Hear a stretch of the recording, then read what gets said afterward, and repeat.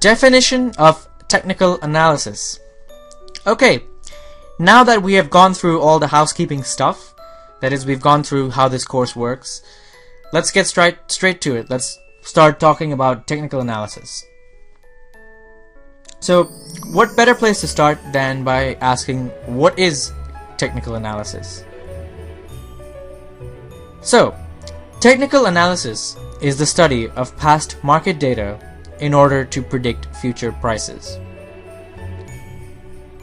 This is a very general definition, and whether we're using charts, whether we're using indicators, the same thing applies. We're using previous market data, that is what happened to the price in the past, and we're going to use that in order to predict future prices. Technical analysis stands in contrast to fundamental analysis. Fundamental analysis will study the underlying fundamentals of a security to find its true value. So in the case of a stock, fundamental analysis would be looking at the earnings of a company, and based on the expected future earnings would decide what is the stock value. With technical analysis, we're not really concerned with the value of the stock. What we're more concerned is with the direction of the stock. So we're really interested in which way the stock will go, let's say over the next month or 2 months, rather than what is the value of the company. So this is one of the main differences between fundamental and technical analysis. They're just two different approaches, they use different factors, and they aim to find different things. Obviously in the end both are aiming to make money, but the method of analysis is very different.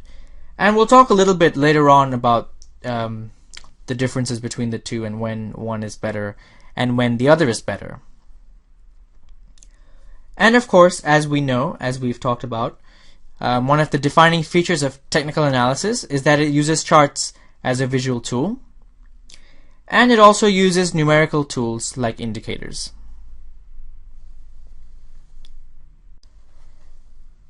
Does it work? One of the many questions people have of technical analysis is whether it actually works. And the fact is that there is a lot of conflicting evidence as to whether technical analysis works. And many people say that it doesn't work and that it is a waste of time. Now, the answer to this question is slightly complicated because it really depends on the situation. There are plenty of investors who swear by fundamental analysis and never really incorporate technical analysis in their decision making because they don't necessarily feel it is relevant. Now, this kind of approach is normally okay for long-term investing. The reason is that most people, nearly everyone believes that in the long term, the prices of stocks and other assets are determined by fundamentals. But when it comes to the short term and medium term, this is not the case. In the short term and the medium term, the value of a stock or any security can vary considerably from its fundamental value. We can have large deviations from fundamental value due to various market conditions. So, what technical analysis aims to do, as we'll talk a little bit about later on, is to understand price movements primarily in the short term and medium term. We can use technical analysis for the long term as well, though it is less commonly done. It's more commonly used for short term and medium term investing. And in general, what studies in other investors have seen is that the shorter the time frame, the more useful technical analysis tends to be. So the answer to the question, does it work? The answer is yes, it does work, and it works primarily in short to medium term time frames. So when we talk about the limitations of technical analysis later on, we'll see where it doesn't work. But it's certainly not the case that it is a waste of time. I mean, if it was a waste of time, we wouldn't be here learning about it. So technical analysis certainly does work, but it works in certain situations, and we need to know what these situations are. the relevance of fundamentals. Now, as I mentioned before, there are some investors, a lot of investors who do long-term investing, who tend to not incorporate any technical analysis into their decision making. Now, if we look at things the other way, it's not necessarily the same.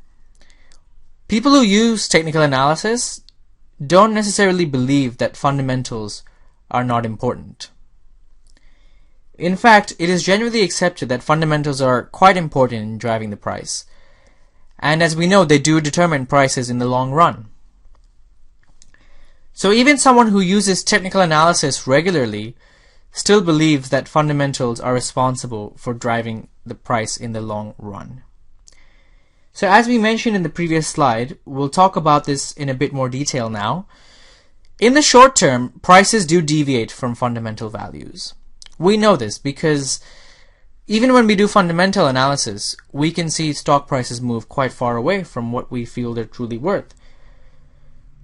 So because of this deviation, if we're trying to predict prices in the short term to medium term, fundamental analysis will not work very well, right? Because in the short term and medium term, the true value is not necessarily going to be equal to the current value. The fundamental value will have nothing to do with the current value, maybe. So how do we forecast prices? How do we predict prices in the short term and medium term?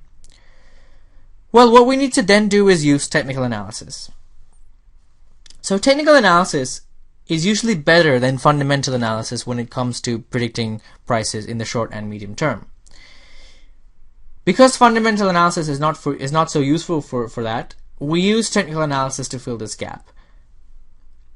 And the other way we can use technical analysis, even if we're doing longer term investing, is to predict timing. So if we want to predict our entry points into a market or our exit points, so entry and exit are essentially short-term phenomenon. We're looking at, say, within a certain period, when should we enter or exit, even if that entry is for a long-term position, we can use technical analysis to help us there. So technical analysis, essentially, we use it to fill the gaps that fundamental analysis cannot help us with. It's about probabilities. Whenever we use technical analysis, we need to think in terms of probabilities. Okay? Now, think about it this way, right? Whenever we have an indicator telling us to buy or sell, let's assume an indicator tells us we need to buy. It doesn't mean that the price will necessarily go up after that indicator tells us to buy.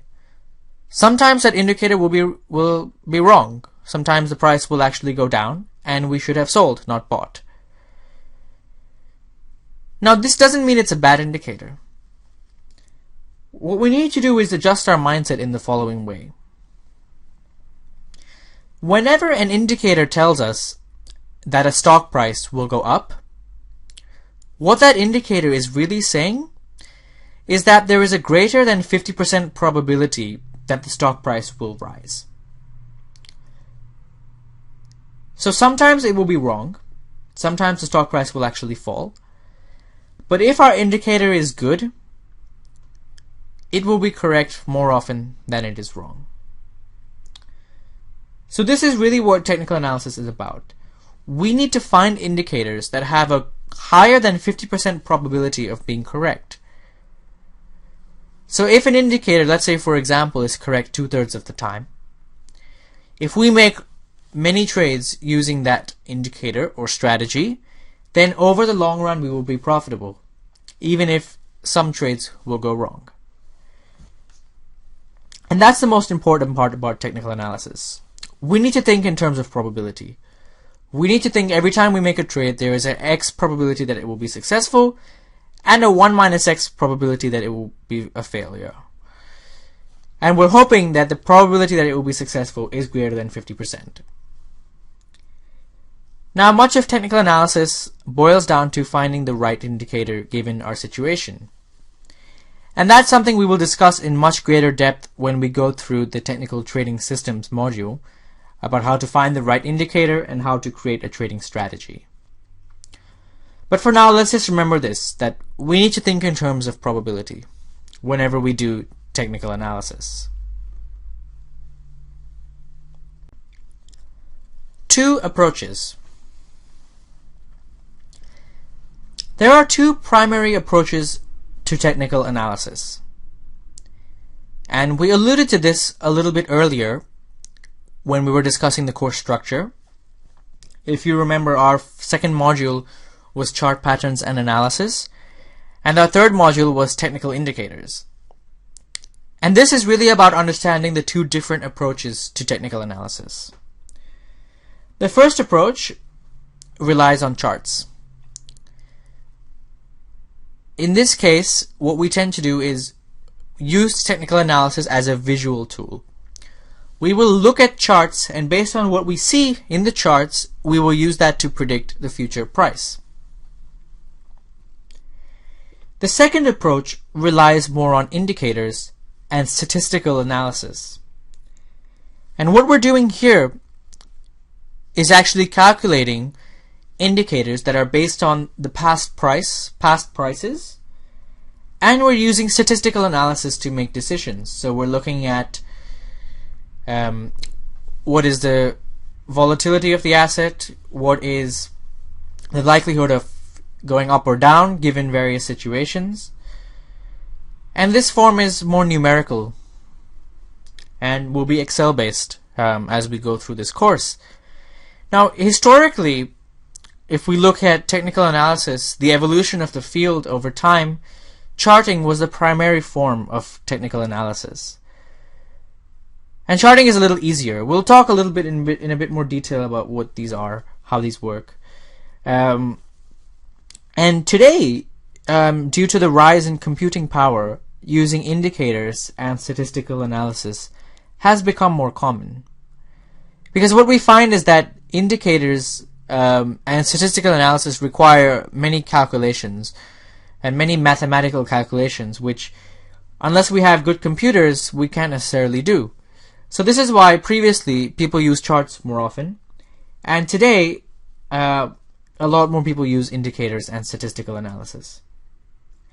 And of course, we will be learning about both of these approaches during this course.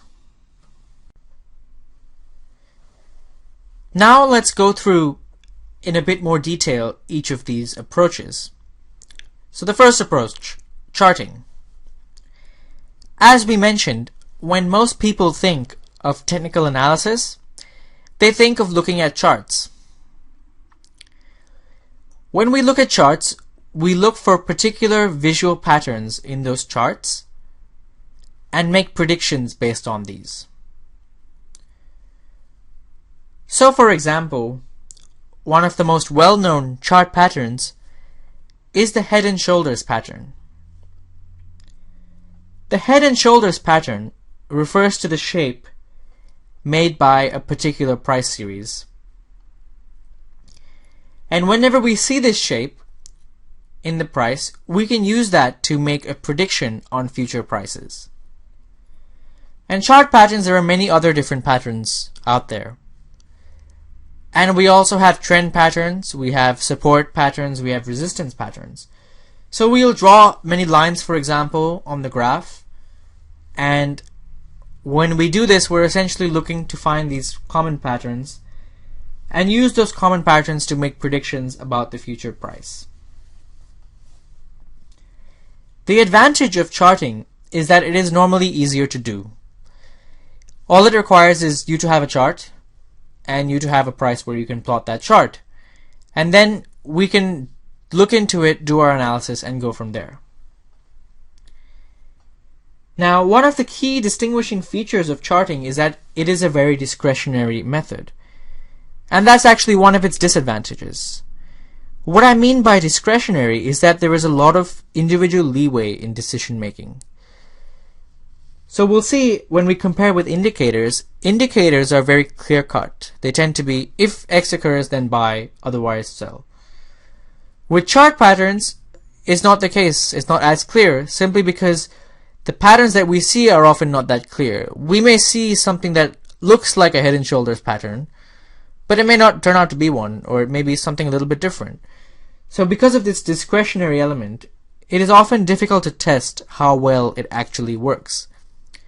So this is one of charting's disadvantage, and also one of the reasons people move towards more numerically based methods in recent years.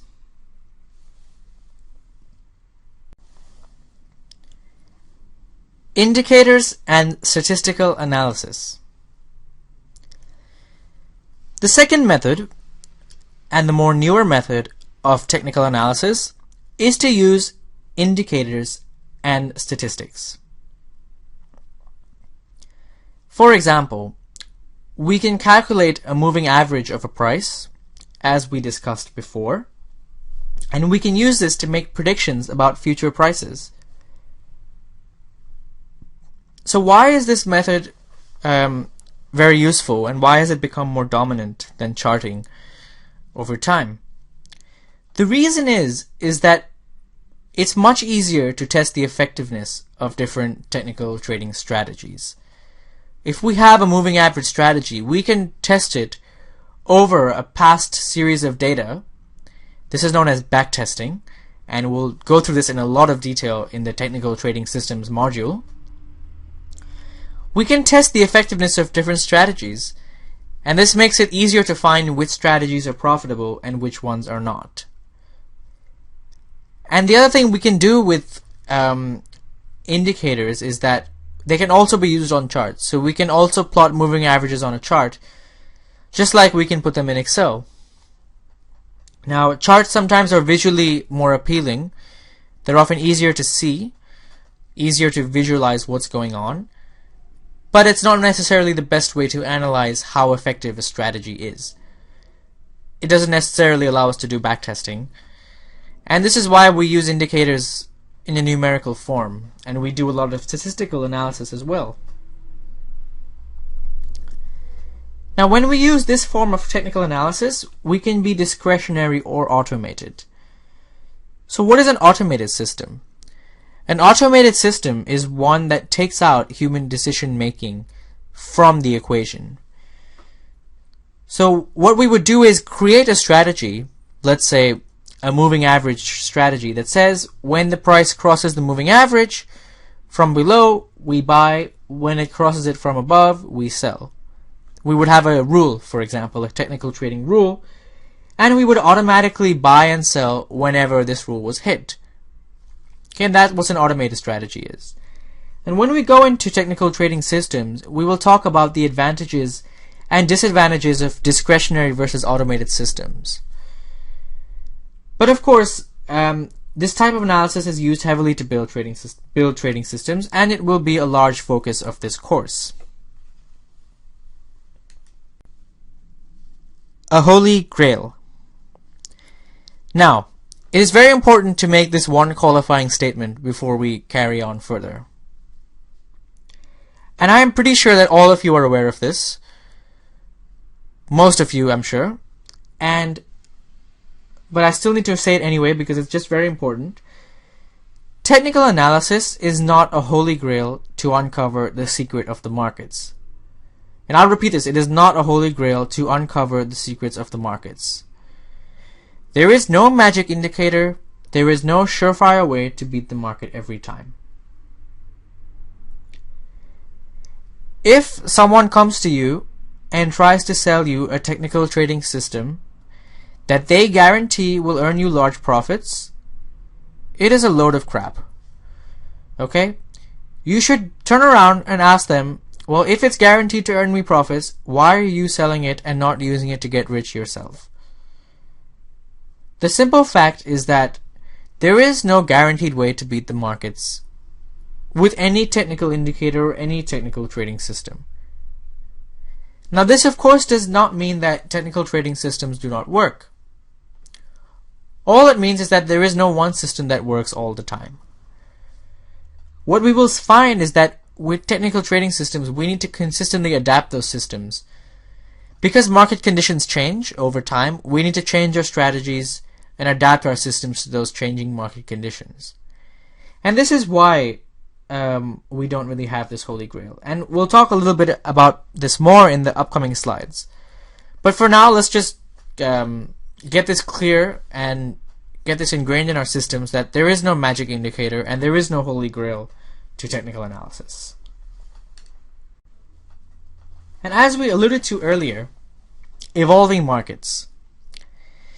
Evolving markets are one of the primary reasons why there is no holy grail to technical analysis. So let's think about this more systematically. Why is it that if someone sells me a technical trading system, why will it not work consistently? The reason is that markets are constantly evolving. Markets change. Market conditions change. The underlying fundamentals of the market change. And price behavior changes. And because of this, there is no holy grail, right? So if we have an indicator or a technical trading strategy that worked well in the previous year, it may not work well this year. A strategy that works well for one stock may not work for another stock.